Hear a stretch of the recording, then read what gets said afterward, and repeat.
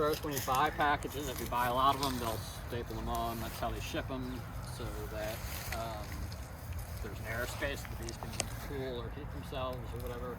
If they're all packed up against the ones in the center, it would overheat. So they're spaced out like this. So is the queen in there?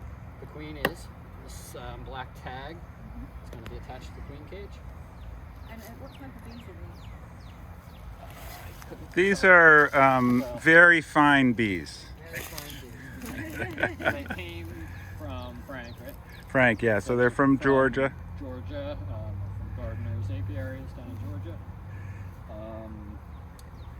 Big package producer. Lots, if you buy packages from this local beekeeper or that local beekeeper, they're probably going to the same place down in Georgia. Okay.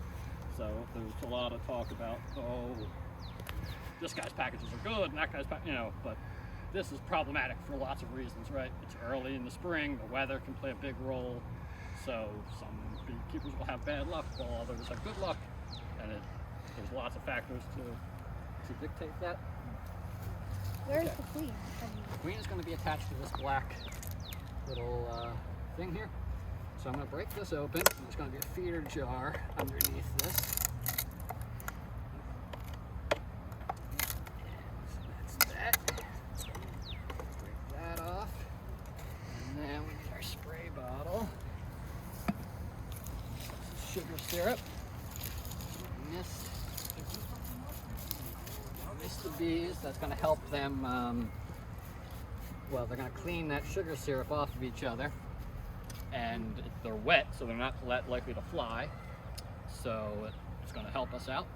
A lot of times beekeepers will want a really nice warm day to install their packages, but really later in the day where it's dark and rainy or cold might be even better, because the bees are going to just kind of go where you want them and then put the lid on and you're done. If it's warm, then they're flying, and it's not a big deal, but it can be more of an issue. So spray that down. I'm going to knock this. Woo! And the bees are going to fall, and I'm going to spray them down again. You can see that queen cage hanging there. Oh, that's the wooden thing next to the jar? Yep. Pretty much a can of sugar syrup or corn syrup or whatever it is. And then 3 pounds of bees in the queen cage. How do they get into the can to eat the syrup?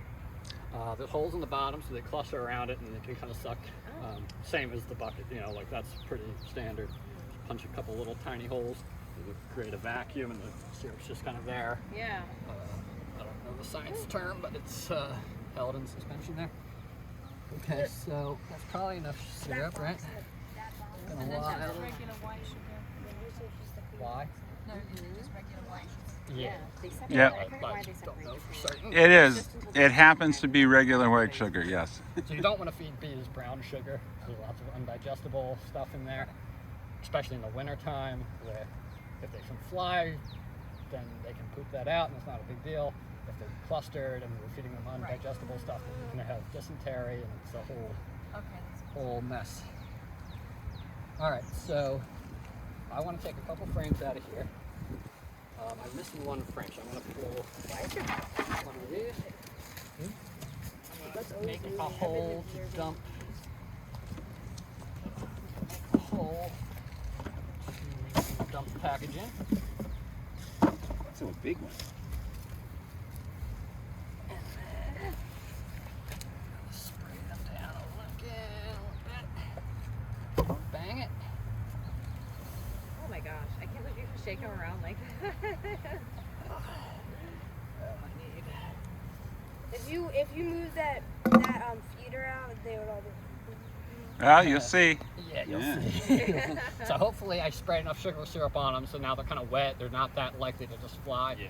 And a lot of new beekeepers think, like, as soon as you take the lid off, they're all going to come out and sting you, but that's not really how bees behave. All right, here we go.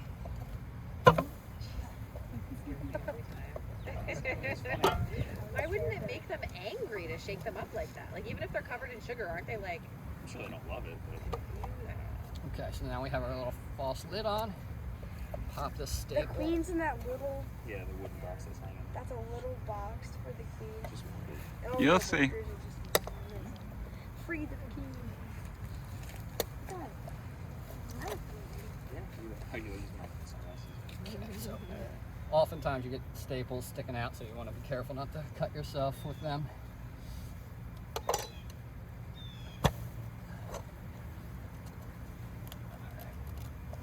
How many are Clean flying out. at? It's good to keep her kind of in the shade. I'll pass her to Dave so you can pass Can I see? her Can I around. see? Yep. You can look at her, but So, I'm trying to keep her out of the sun as much as I can. you Are those all queens? nope. There's one queen in there, and there's some attendants.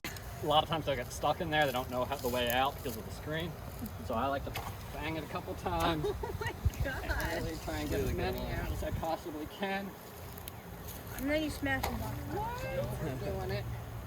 So that's pretty much it. You just kind of bang it down on the corner. And wearing gloves, you know, like, I'm not worried about getting stung. It might happen, but that's not a big deal. But the screen, you can kind of poke yourself on the screen, so you want to be careful. Hear that? How do you hear that? Yeah. Pretty super. Okay, so that's Does it that. hurt a lot to get stung by a bee? Put They're our more frames noisy back in there than they were in the new. Yeah, so I'm being careful not to squish them too much. There's lots of different methods in this. When I haven't installed packages myself in years, but when I was doing it, I would put an empty box in the bottom, dump the bees right into that, and then just put a full super comb, and then the bees come up, and then I can pull that empty box off. If I don't pull that empty box off, then they'll build a comb, Right. and it'll be a whole mess. So. What's the difference between honeybees and killer bees? Killer bees are honeybees. Oh. This is Apis mellifera. And if these are Italian, they'd be Ligustica. If